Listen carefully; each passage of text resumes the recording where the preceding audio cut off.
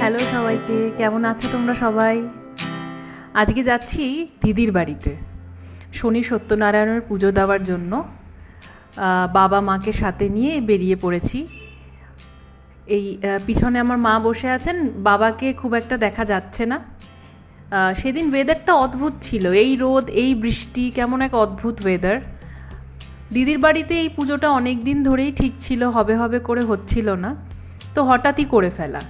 এটা আমার দিদির বাড়ির বারান্দা, দেখো কি সুন্দর ওয়েদার, একবার বৃষ্টি একবার রোদ, মানে কাজবাজের জন্য খুবই বিঘ্ন ঘটাচ্ছিল, কিন্তু নেচারেরও যে মনটা ভালো নেই সেটা বোঝা যাচ্ছিল।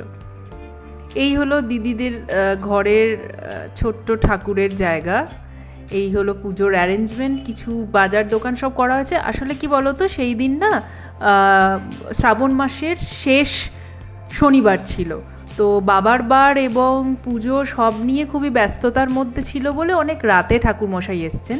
দেখো কী হারে জল জমেছে। আমি বেরিয়েছিলাম একটুখানি মালা মিষ্টি আনার জন্য, কী হারে বৃষ্টি আর তার সাথে জল জমা। নর্থ কলকাতার তো এটা জানোই, খুবই জল নিকাশির সমস্যা, জায়গায় জায়গায় জল জমে যায়। ভালোই জল জমেছিল সেদিনকে। তো পুজোটা অনেক রাতেই ছিল বলে আস্তে ধীরেই সব করছিলাম। একটু মিষ্টি টিষ্টি কিনলাম, মিষ্টি টিষ্টি কিনে বাড়ি এলাম। বাড়িতে এসে দেখো আমার দশা, আমি সালোয়ার কামিজ সেটে একটা শাড়ি পরেছি। আসলে জানোই একটু কাজবাজ করতে হলে তখন একটু সবই কীরকম হয়ে যায়।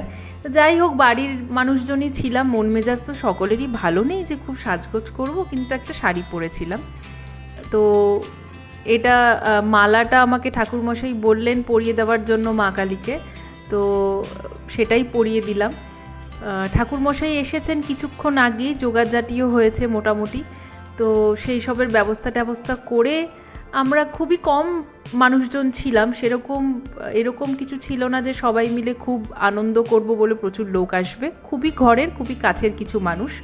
বারান্দায় শনি পুজোর ব্যবস্থাটা করা হয়েছিল, বারের পুজোর ব্যবস্থা করা হয়েছিল। একটা রিং লাইট থাকাতে সেই লাইটটা বাইরে দিয়ে দিই, ওই সবই বাঙালিদের জুগাড়ু, সময়ের সাথে মাথায় চলে এসছে, হয়ে গেছে ব্যবস্থা। দিদির শ্বশুর বাড়িতে একসময় প্রচুর মেম্বার্স ছিলেন, এখন একে একে দিদিরা দুজনে এসে দাঁড়িয়েছে। বাড়ি বিরাট, কিন্তু লোকের বড়ই অভাব।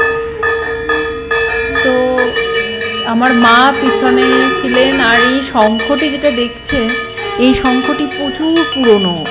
কি হয়েছে না, পড়ে থেকে পোকায় কেটে দিয়েছে, বাজাতে বড়ই অসুবিধা হয়। শনি পুজোর বাবার পুজোর যে সিন্নি, ওটা অল্প করেই করা হয়েছিল, কেন পুজো শেষ হতে হতে আমাদের মোটামুটি বাজে 11:30।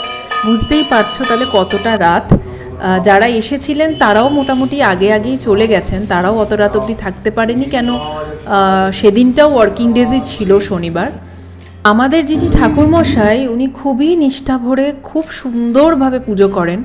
ওনার পুজো দেখলে মন শান্তি হয়, এবং খুব উচ্চারণ থেকে শুরু করে সব কিছুই খুব সুন্দর। উনি একবার চলে এলে আর কারোর কোনো চিন্তা নেই, উনি খুব সুন্দর গুছিয়ে সব কিছু করে দেন। তো আমাদের ওই জন্য দুশ্চিন্তা খুব একটা হয় না, যত রাতই হোক না কেন। তো হোমযজ্ঞ সব মিলিয়ে শেষ হতে হতে অনেকটাই রাত। আমার দিদি লাল সালোয়ার কামিজ পরা, আমার পাশে আমার জামাইবাবু বসে আছেন, পিছনে মা রয়েছেন। পরে একদিন সবার সাথে খুব ভালোভাবে না হয় আলাপ করিয়ে দেওয়া যাবে আপনাদের সকলের সাথে। তো এবার হোমের টিপের জন্য ব্যবস্থা করছেন ঠাকুরমশাই, একদিকে খাওয়া দাওয়াও চলছে। তো আমি সব দিকটা কভার করতে পারিনি, সব কিছু শ্যুট করতে পারিনি, কেন একা হাতে অনেক কাজ করতে হয়েছে সকলকে। তো এখানে আজকে এটুকুই থাক, এবার সকলের খেতে বসার পালা। এবার আমরা একে একে সকলে খেতে বসবো, সব গোছগাছ করে জায়গা পরিষ্কার পরিচ্ছন্ন করে সকলে খেতে বসবো একে একে। তো আজকের মতো এখানেই শেষ করছি। আপনারা সকলে ভালো থাকবেন, ভালো রাখবেন, সুস্থ থাকবেন। টাটা।